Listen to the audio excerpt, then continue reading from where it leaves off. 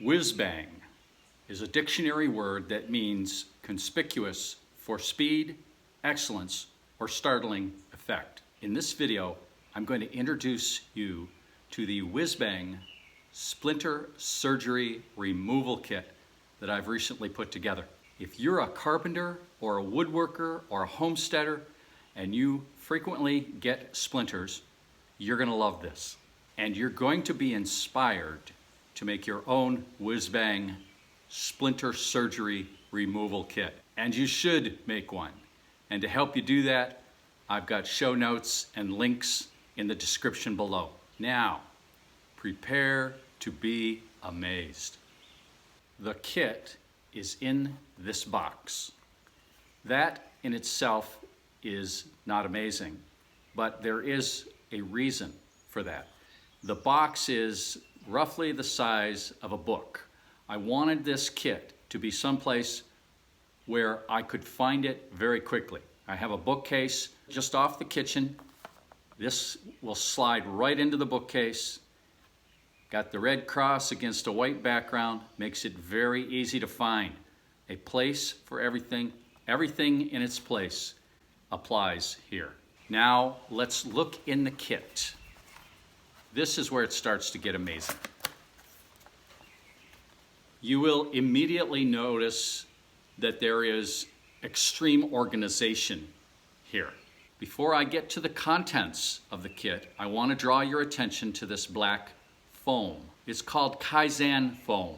This Kaizen Foam is composed of 1/8 inch thick layers of a dense foam that are fused together. You can buy this in sheets and you create your own pockets in the Kaizen foam by laying out your components where you want them, and then you trace around them, and then you use a razor knife to cut where you've traced, cut the outline, and then you can peel away the layers of foam to create custom pockets for all your components. Now, one of the key tools in this Whizbang Splinter Surgery Kit is the loop.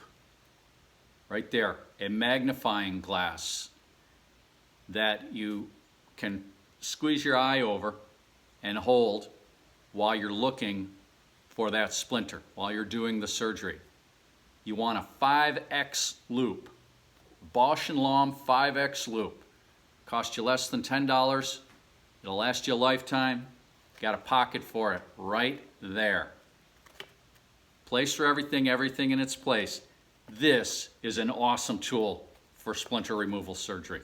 The next amazing tool in this kit is this right here. This is a Splinter Liberator. And for years, the end unscrews. For decades, I used a pin to do splinter surgery. But this is the right tool for the job. This long triangular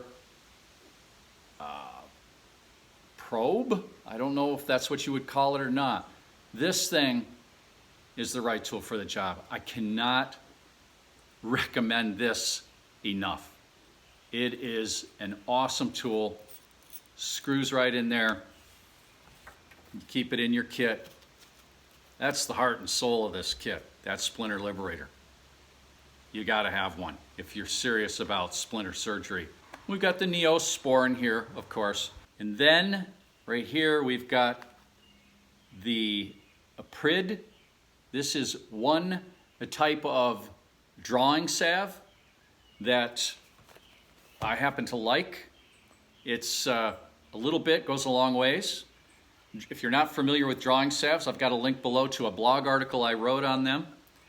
If I could get this open, I would show you what it looks like, but it's not opening for me. There we go. There, it's just kind of a brown, there. And you can see I've used it. I've had this for several years. I get a lot of splinters. Here we have our Band-Aids, right? Like the cloth ones. And we have here tweezers. Of course, you need tweezers if you're going to do splinter surgery. This Majestic Bombay brand, there's so many tweezers on the market. These work. These work better than most that I've ever tried. Now, I really like to make my own Band-Aids, and because sometimes these don't really do what you need them to do, which is to really cover up and protect after you've done the surgery.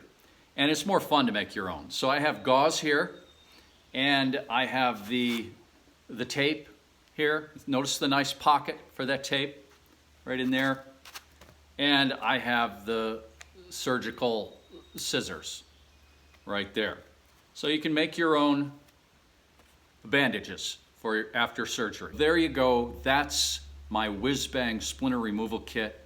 I was going to call this Dr. Kimball's Amateur Splinter Surgery Kit, but the acronym just didn't work to my satisfaction.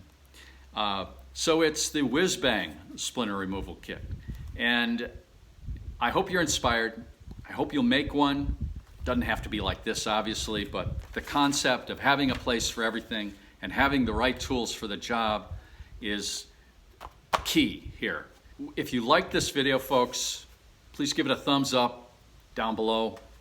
And also, I would really appreciate it if you mentioned this video, let your friends know about it on Facebook.